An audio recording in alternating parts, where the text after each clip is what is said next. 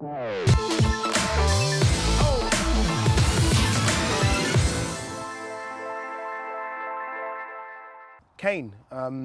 top goal scorer, Premier League this season, do you think? There's been a lot of talk about Haaland coming in, Nunez, obviously Salah, Son, his sparring partner.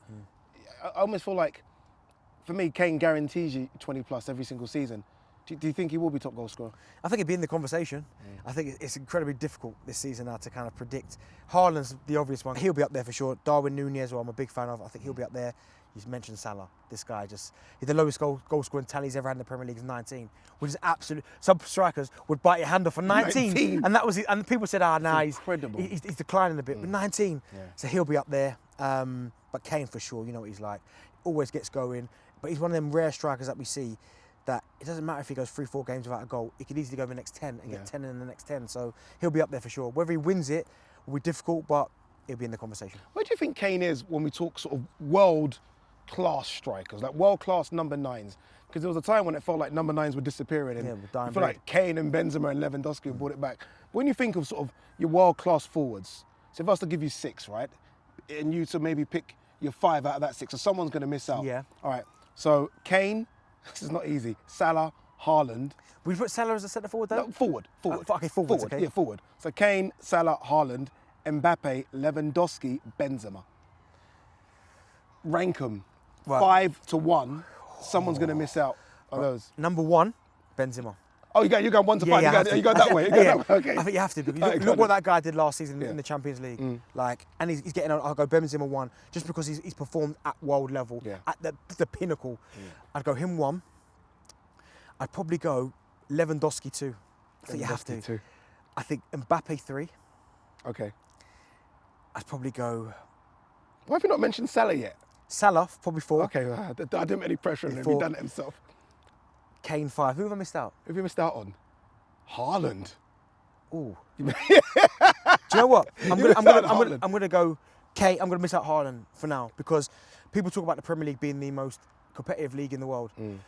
We've seen Kane destroy it. Yeah. We've seen Salah destroy it. Yeah. We've seen Benzema destroy the Champions League. Yeah.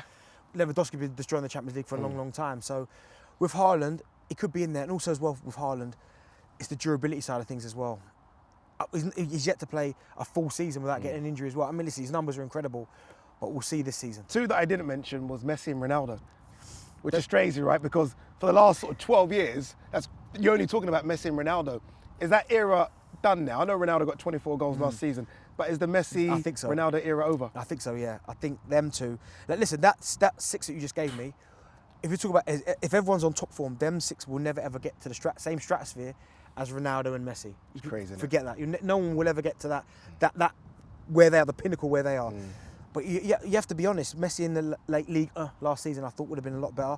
Wasn't great. He wasn't great. It was awful. He was awful. We've been brutally It hurt honest. me. It hurt me. For his level, even if he's not even working. No. Not running around. That hurt me seeing Messi last season. So you just say no. And Ronaldo, I get it. He got his numbers, but was nowhere near the Ronaldo we've seen of previous seasons. So you'd have to say no. I think that era is now over. I want to play a game with you as well. Oh, okay. So this is your best, because you are obviously a top baller. So your best forward ever, yeah? Don't say it. That's easy. But, don't say it.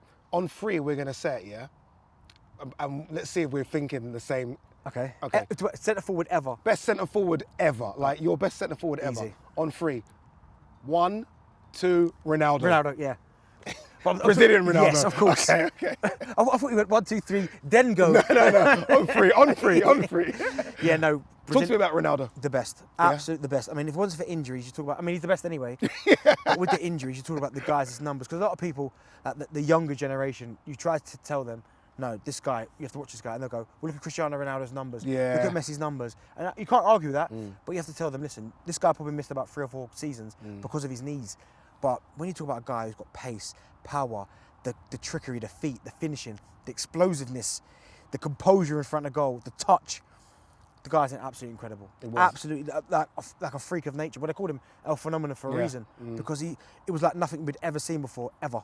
Did you ever model yourself on either him or anyone coming up, like the runs you made? See, mine was Ian Wright. I tried to model myself on being an Arsenal fan. He was my hero, so he was probably the one I looked at and tried to model myself on. Like, you obviously try to take bits from Ronaldo, Brazilian, but that is, like, I think when you look at players like him and Ronaldinho, you can't imitate them type of players.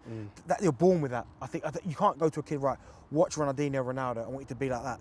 Impossible. These guys, I don't know what goes in their brain. At any given moment, they'll do something, get out of it, and you go, wow, how have you done that? Whereas there's some people like Thierry, who I absolutely love, was for me the best player in Premier League history. But Wright was more my type of centre forward, on the shoulder, getting in behind, finishing. Yeah, he was someone almost underrated. I think Ian Wright, Andy Cole, almost going to fall in that. You forget about them. I think Ian Wright because of Henry and Andy Cole. I think Ian Wright is more respected now Coley. than Coley. Coley's never in any discussion, which I think is harsh.